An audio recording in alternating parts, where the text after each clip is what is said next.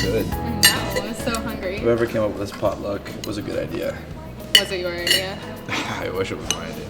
Yeah, I didn't think it was. Did you do the homework yet? Oh, no, are you kidding me? Hey, what's up, guys? Hey. What's that? Dumplings. Want to try one? What's in them? Beef and vegetable. Trust me, they're good. Are you sure it's beef? Ashley, it's pretty rude. Okay, listen, I'm just trying to make sure because I read an article somewhere that said Chinese people eat pets. Well, that's pretty culturally ignorant of you, Ashley. Mike, I'm not being culturally ignorant, okay? This is America and we eat American food here, so. America's a melting pot. You know, Chinese food is just as much a part of our culture as apple pie and hot dogs. Well, I mean, I'm American, and I think apple pie and hot dogs are a little more American than Chinese food. I mean, no offense, but... But trust me, I never heard about things like ginger sauce chicken or fortune cookie back in China before I came here, because actually they are invented here in the States. That's a good point. Okay, literally, I don't care where it's from. I just don't want to eat something weird, you know? I mean, you can just take a try. Well, hello everybody. How's the food so far? Good. We just got a little bit of cultural insensitivity happening over here. Well, what do you mean? Someone's afraid to try the dumplings. Okay, listen, I don't know what everyone's so upset about. I don't have to eat anything I don't want to, especially if I don't know where it came from. I see. Well, luckily, for this week's assignment, you'll be interviewing somebody of a different cultural background than your own to learn about their culture, their interests, and where they came from. Then, you'll be making a 5-minute video due by Friday. As you can see, a lack of cultural understanding can often lead to stereotyping and hurtful comments. Often, we may find ourselves acting in ways we think are normal, but may be offensive to someone else. The world is becoming more and more connected, and in school and in the workplace, you will meet people of many nationalities, each with their own customs and traditions. Because of this, it is important to respect and try to understand each individual, which will not only bridge different cultures, but develop strong working relationships. I hope you're all able to learn a lot from your interviews this week. I put all of your videos together, and we'll spend class today watching them.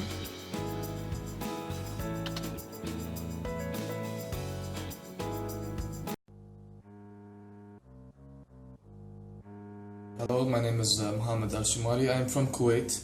My name is Patricio de la Fuente, and I am originally from Monterrey, Mexico. It's a big industrial city in the north part of Nuevo León state. That's close to Texas. My name is Jia Yuan, and my friends call me Joy. I'm from the south of China. My name is Aditya, and I'm a fourth semester computer engineering student here at Penn State. And I come from India, and I am actually from Mumbai, like the west part of India. And so far I've been just pursuing my dream of doing a computer engineering degree here. I chose it because of the engineering program here. I planned to study mechanical engineering, yet the best thing about Penn State is not entirely academic, it's actually being in a different culture and learning from that culture.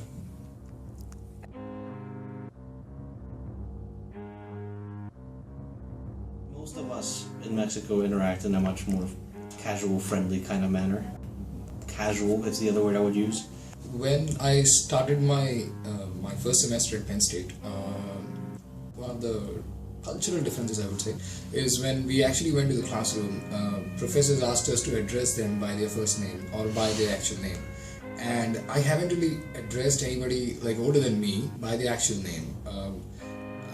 Like, you know, if my professor's name is like, for example, Jack Sampson, I won't call him Jack. I usually address like my high school professors as well, like from like using professor or sir or ma'am or something like that. So here it's pretty much like open, or maybe not, I wouldn't say it's open, but it's like more liberal. That you can actually call anyone by their name, no matter what the age is. If there is anything I've experienced is that people are not as close to their families perhaps as there are in Mexico. Where I'm from, you know, every Sunday we would always go to our grandparents' house and see all of our extended family, like all of our cousins, and that's every week. So coming up here and not having that was kind of different. So, back home in Kuwait and in the Arabian Gulf region, because it's Like we are, like if you want to describe the region there, you can say it's Arabic and it's Islamic at the same time.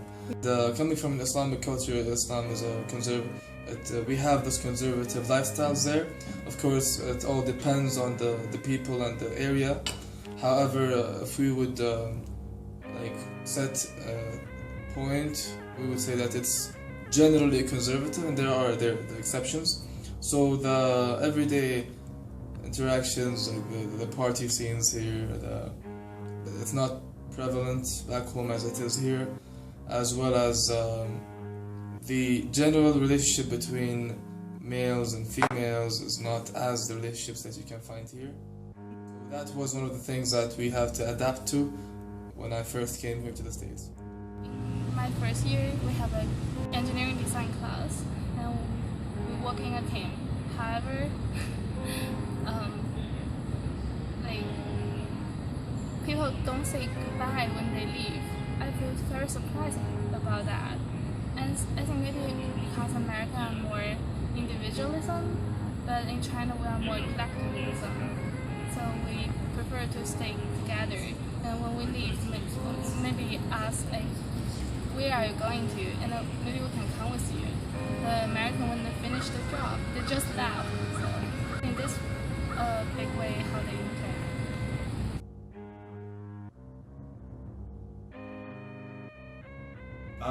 In Mexico, it's kind of in the same sense like Italy. It's a lot more laid back than it is here. It's not fast fire, shoot, let's go do this. I mean, it's busy like any business. You gotta do your work, but you know, it's normal for people to show up to meetings maybe 10 minutes late rather than, you know, exactly on time every day and whatnot. So it's a little different. There's always an intersection between the usual social standards that we have and business etiquette. So coming from an Arabian Gulf region, we do value hospitality a lot. Hospitality is in every person's lifestyle, and lack of hospitality is one of the worst things that you can have. So if you were to deal with an individual from back home, and he or she would have invited you to her or his house or a farm or lunch or dinner, this is something that you can expect.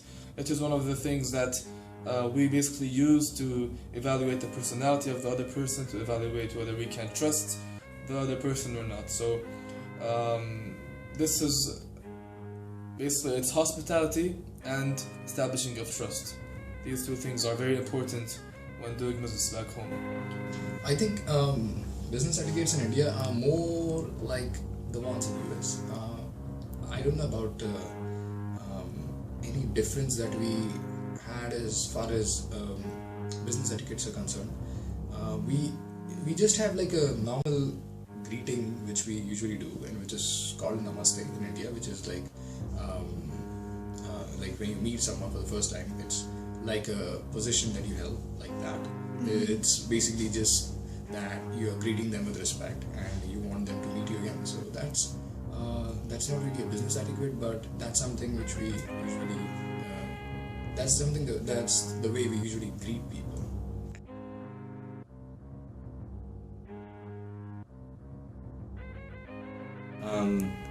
Just when people say it's like, oh, you know, lazy Mexican or something like that, it's like, oh, that's not true, but oh well. My friend asked me that, is that China over their farmland except for the cities? So actually it's not. China is now developing very fast, and we can see all of the tall buildings, not only in the city but also in the countryside.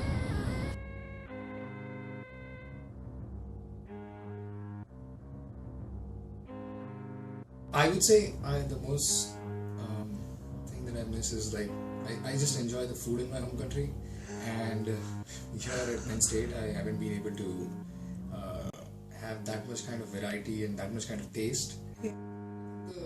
The most important thing that I miss here is having that kind of food I used to have back home.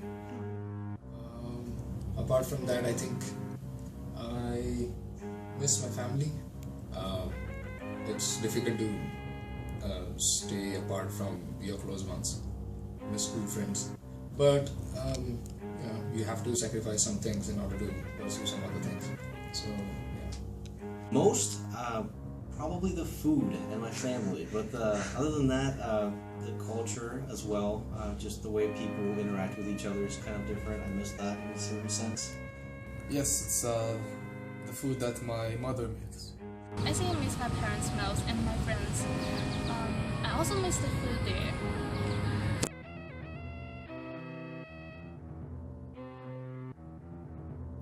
As a follow-up activity, talk to 3 people from countries other than your own and find out about the differences between your cultures. Use these suggested questions to help.